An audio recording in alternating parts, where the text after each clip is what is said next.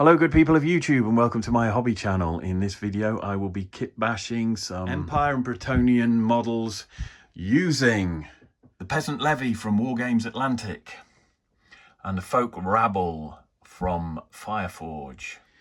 And hopefully over the course of the next few weeks I'll be turning a mass of sprues into two beautiful old world armies. So in the Peasant Levy box you get two different types of sprue.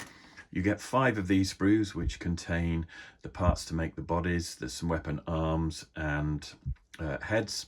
And then you get 2 of these sprues which seem to contain mostly spears and halberds. So if we take a quick look at these, you can see the different types of torsos that you get. Basically the bottom of a tunic tied with a belt or a piece of rope. And they look pretty cool. Proportions are reasonably chunky, and I think they'll fit well with Empire and Bretonnia.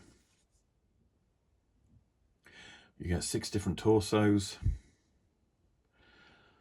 And again, these are dressed in cloth or leather. And there's one there that has a hood.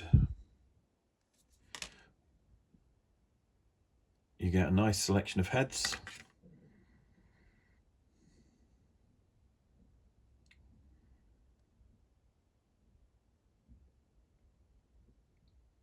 And loads of arms.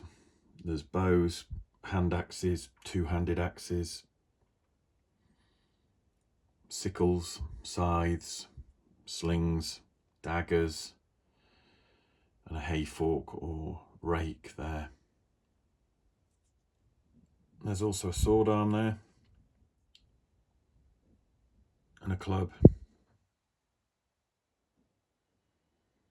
So plenty to choose from. And of course lots of bows. And then we have this sprue which is just full of weapons, and you get 2 of these in the box to go with your 30 bodies. It looks like with this sprue you can make perhaps a unit of troops that look more regular or well disciplined, maybe some mercenaries or peasants that have had a little bit of training.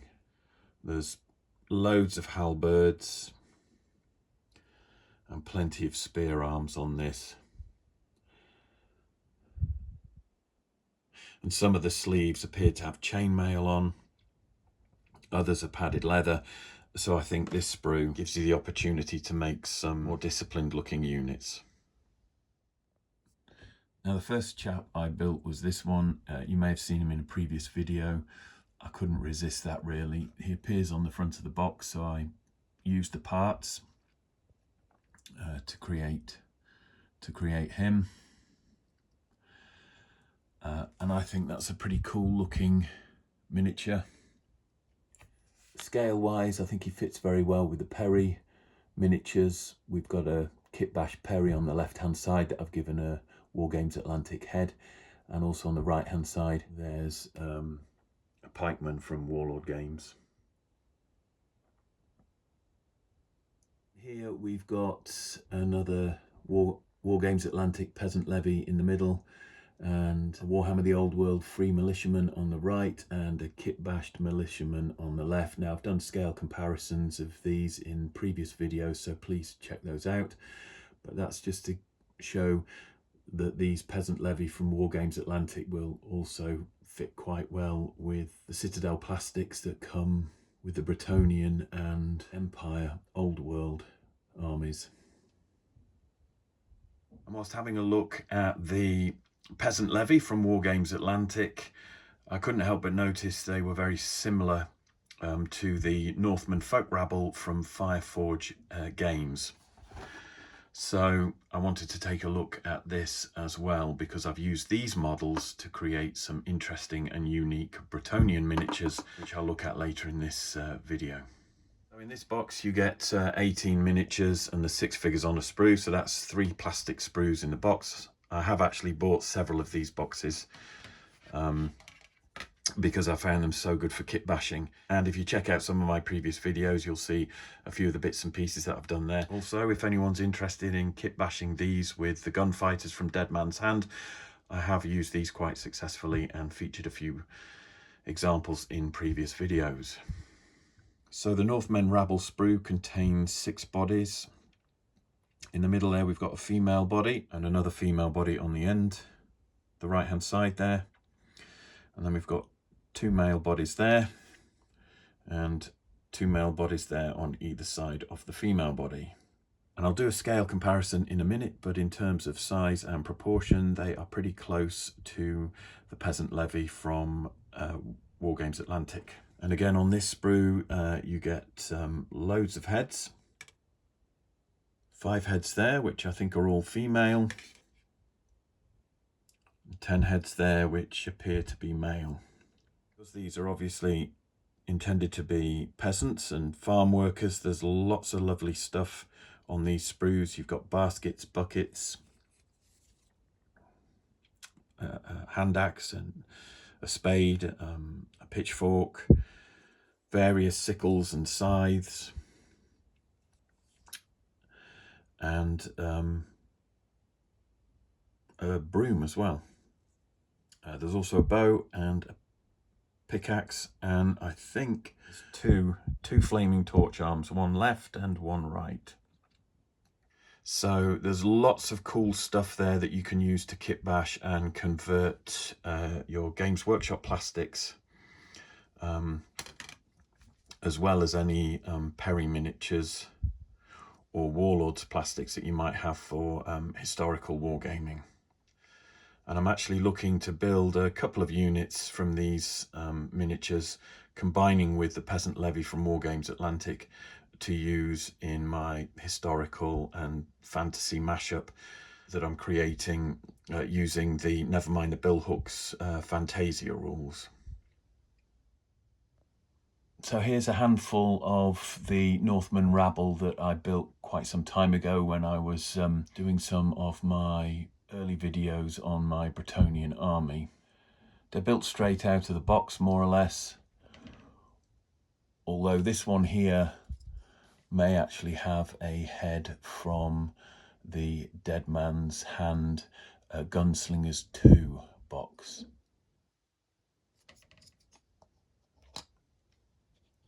Right, so if I just keep hold of one of those, bring in a Peasant Levy from Wargames Atlantic. Again, you can see that's a good fit scale-wise, works really well. And if we put a Games Workshop kitbashed miniature next to it, in fact, I think that torch was even one that I took from the Folk Rabble sprue. That's a good size. I'll just swap him out for this one here so that the camera focuses on all of the mini. And again, I think they will work really well. I've already used some of the Folk Rabble here with my Bretonnians, and I'm looking forward to doing the same with some of the Peasant Levy here. So we'll take a quick look now at some of the kit bashing that I've done. And these guys here I was creating from Northman Folk Rabble and Bretonnian men-at-arms bits and pieces to make a crew for my trebuchet. There's one with a spade there, and basically these are all Folk Rabble bodies and arms with Bretonnian heads added to them. There's one with a pick. And finally there's a dog handler using a dog from the Dead Man's Hand box. And as I said, you can see these in earlier videos that I've done, some of the longer ones from the beginning of my YouTube journey.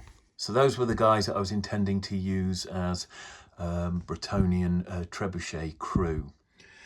I also went on to kitbash some Bretonnian men-at-arms using the FireForge Foot Sergeant bodies and Folk Rabble arms, along with some Bretonnian heads to create some alternative poses for the front rank of my Bretonnians. And this one here is one of my favourites. He's actually falling over and he goes in the front rank. I will, of course, have these models out again when I start painting them. but I've got some green stuff work to do. I've got some accoutrement to put on the belts and everything. So although the basic pose of the miniature is done, I've still got some bits and pieces to add, which is why I haven't progressed those any further. But obviously I'm looking forward to doing the same thing with my Empire. So in this little lineup here, I just wanted to do some scale comparisons between the FireForge Folk Rabble, which I've built there, an example of the Wargames Atlantic Peasant Levy, which I've built there, some old school plastic Bretonnian archers, and that is an Empire Free Company militia that I built in a previous video. And as you can see, I think they all go together pretty well. I know the old Bretonnian archers on this side here and here are actually chunkier than some of the other GW plastics. But I think with the costumes right and a few head swaps, it should be all right. Now I'm just going to bring in a Bretonnian archer here and just try and nudge everyone along a little, because he is a little shorter. Now, it did take me a while to find an archer that I hadn't actually kit bashed, but he is a little shorter than some of the other GW humans. But obviously, that's the current offering for Old World, and there he is next to an Empire Free Company militiaman. And for completeness, I just wanted to add this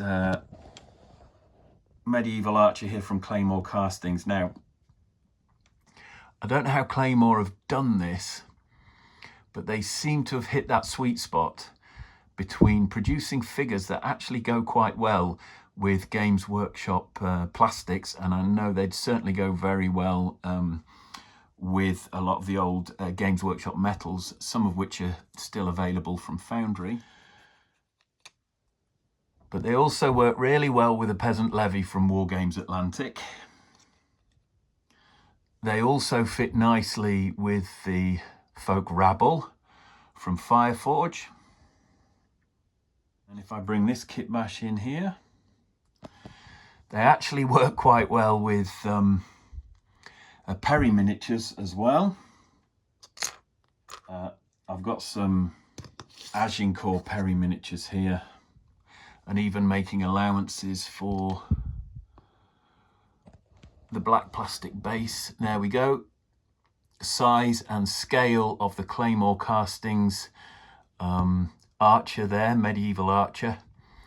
Works really well with the Perry historicals. As I said, I think these are from the Agincourt range. I've also got their Wars of the Roses stuff. Just move this along now. I want to bring back in, can't find it now, so typical, isn't it? So I want to bring back in another Peasant Levy. This one I've actually built, as I said before, following the artwork on the front and back of the box. And again, scale wise, that Claymore Castings metal hits the sweet spot. And then move him out of the way for a second. Some of my historical bases there. These are FireForge medieval archers, crossbowmen, foot sergeants, whatever. And again, the Claymore Castings fits really nicely with that. So I have no idea how they've managed to do that.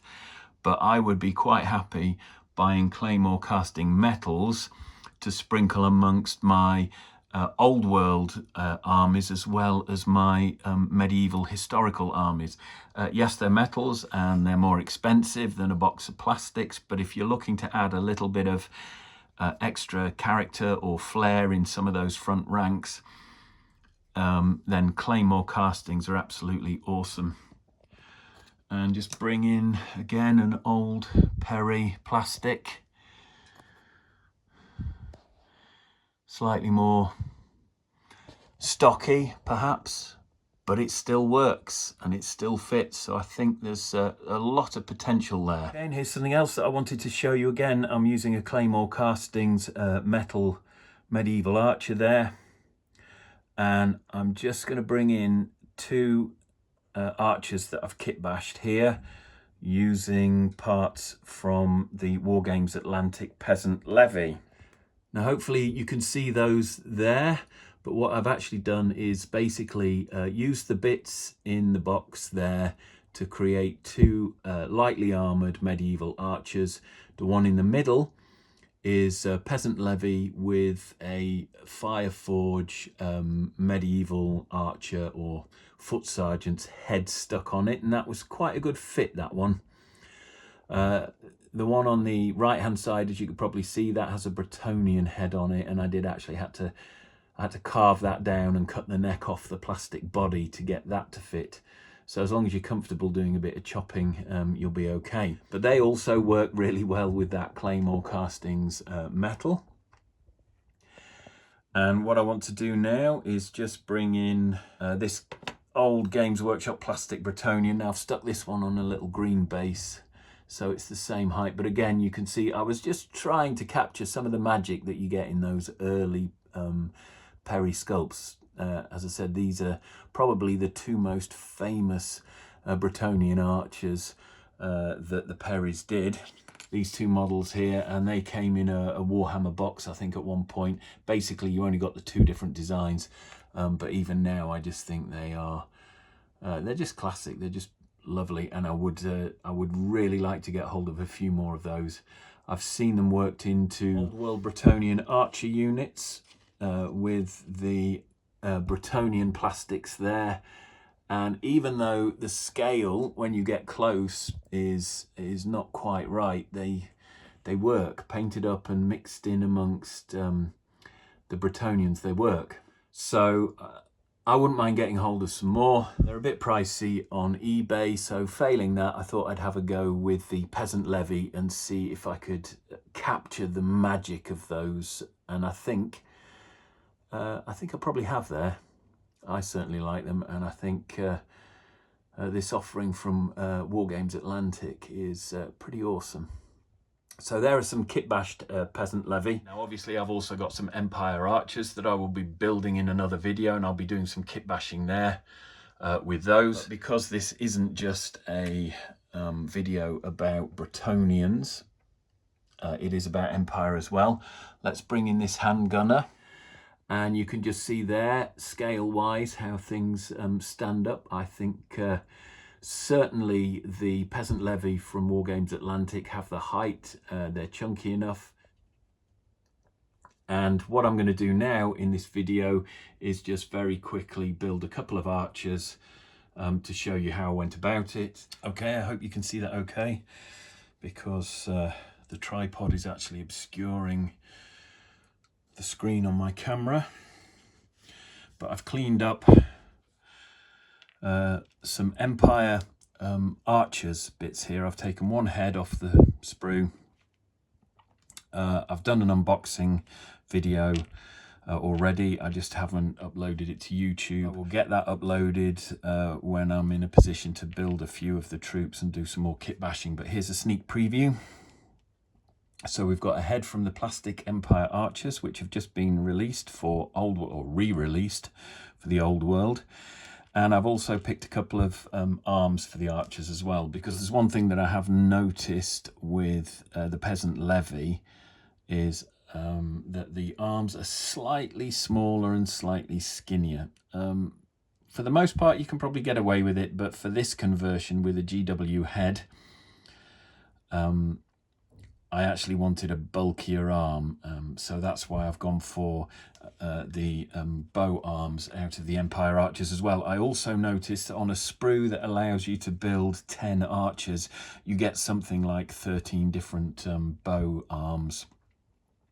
So there will be spares left over, which is fantastic, because that means, and I think as well, you probably get 15 heads. So that means in a box of archers where you can build 20, using some of these folk Rabble bodies, I'll probably be kit bashing another 10 archers maybe.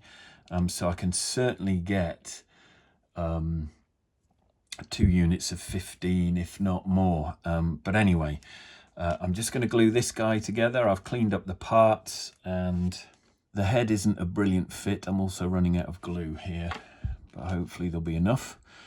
The head isn't a brilliant fit, but it's not too bad. Normally I'll put the head on last, but this, as I said, this fit is a bit awkward, so I just wanted to kind of get it resting in place, and if I need to go back and fill with a bit of green stuff, I can do.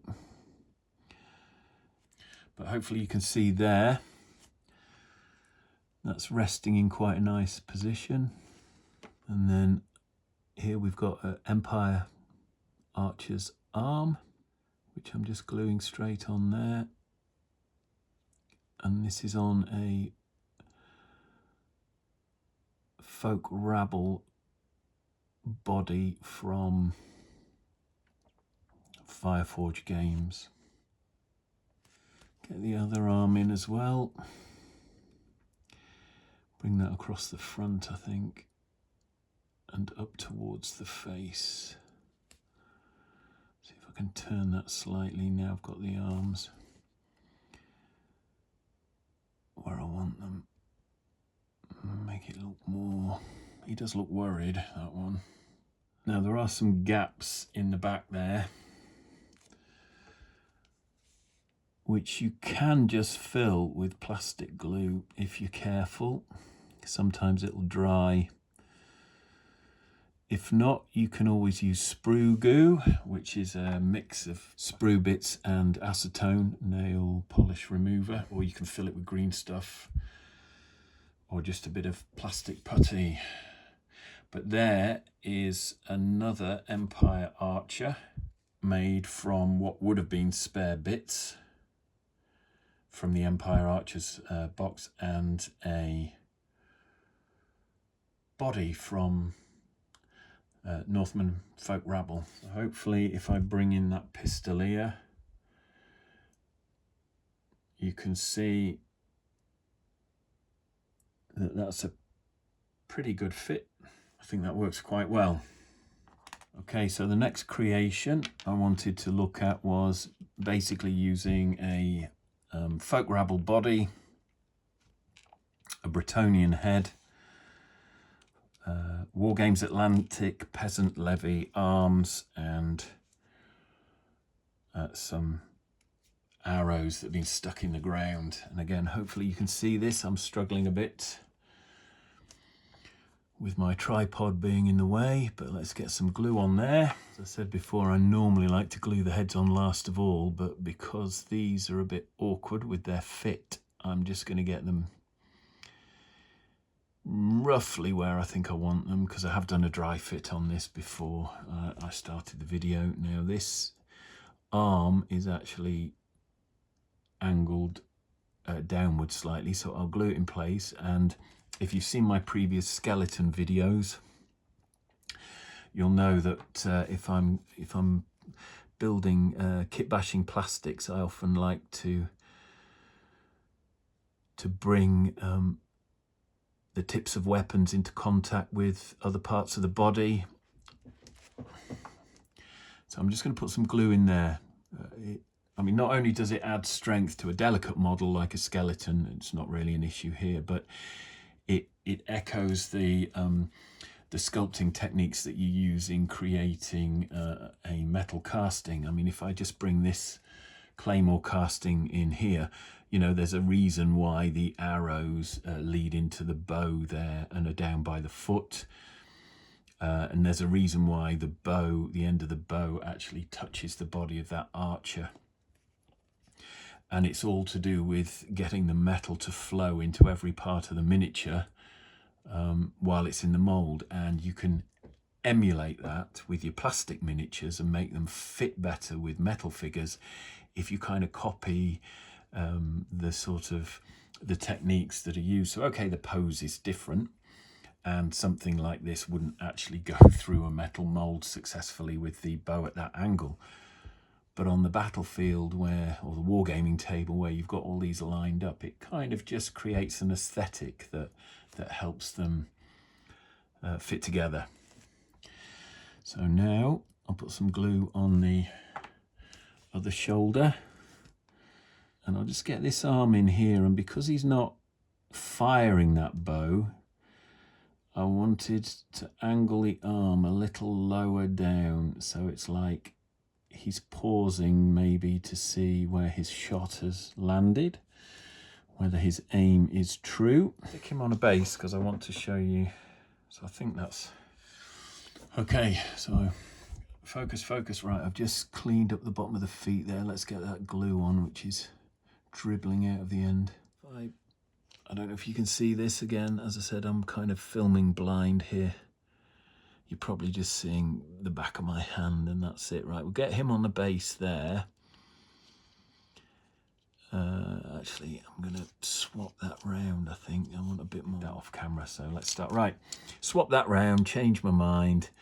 Try and get this in the middle of the frame rather than off somewhere silly. Right, okay, so we've got a nice little hesitation in the arm there. I'm just trying to nudge this guy on the base to where I want it. I'll probably stick him down again after the video just to make sure he's secure, but for the purposes of filming, that will do. A bit of glue on these arrows and I can just show you what I have in mind then. I've got lots of arrows from all over the place. You get them with your Bretonnians, you get them with your Peasant Levy. You also get loads with the boxes of Perry, like English at Agincourt and so on. But again, just bringing that in there so that the fletch of that arrow, it's just kissing the fingers there. And that gives you a lovely little story being told by that miniature there. So that is a Bretonnian man-at-arms head. It is the Peasant Levy arms from the new Wargames Atlantic. And it's also the arrow stuck in the ground from the Peasant Levy box as well.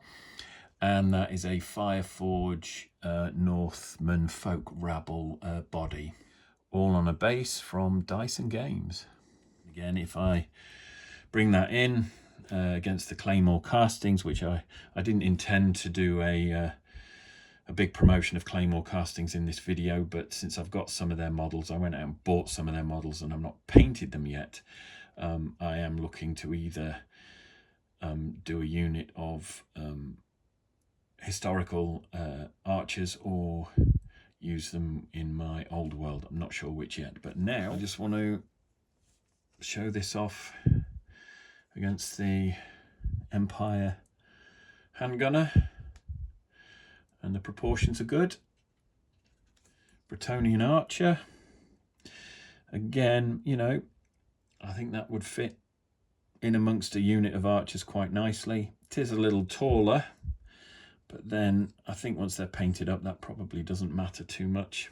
And of course, we've got the old Bretonnians as well. And if we just pan through the lineup there from the old Bretonnian plastic archer to the kitbash I've done with the head from the Bretonnian man-at-arms, the body from the FireForge Folk Rabble, and the arms and arrows from the Peasant Levy. Next to that we can see the Empire handgunner, and then next to him we've got the Empire archer that I've made using GW arms and head from the Empire Archer's box and a FireForge Folk Rabble body. Next to that is a vanilla plastic Bretonnian archer from the old world. Then we've got that lovely Claymore Castings model there, cast in metal. Next to that, with a head from the FireForge Dustbolt archers or medieval sergeants, we've got a Peasant Levy body that I've built, and that's just a simple head swap, as too is the Peasant Levy there next to him with the Bretonnian man-at-arms head. And I think both of those models work really well. If we just turn him slightly, I will be using these most definitely to boost both my Empire and my Bretonnian factions. And then again we move along to one of the old classic Perry sculpts, which I do really want to get more of in my Bretonnian army. And finally, a vanilla build straight out of the box of the Peasant Levy from Wargames Atlantic.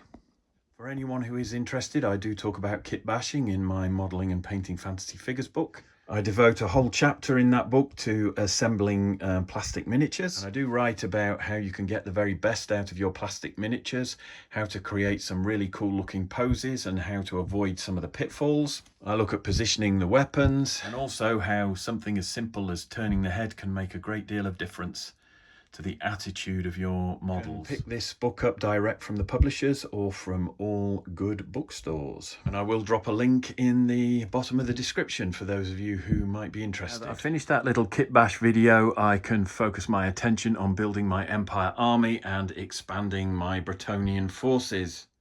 As always, thanks for watching. I hope you enjoyed this video. If you did, please smash that like button. Please subscribe as well for more videos like this. All of it helps. If you'd like to leave a comment, please do. It's always good to hear what you're up to, but please remember to keep your comments polite and respectful.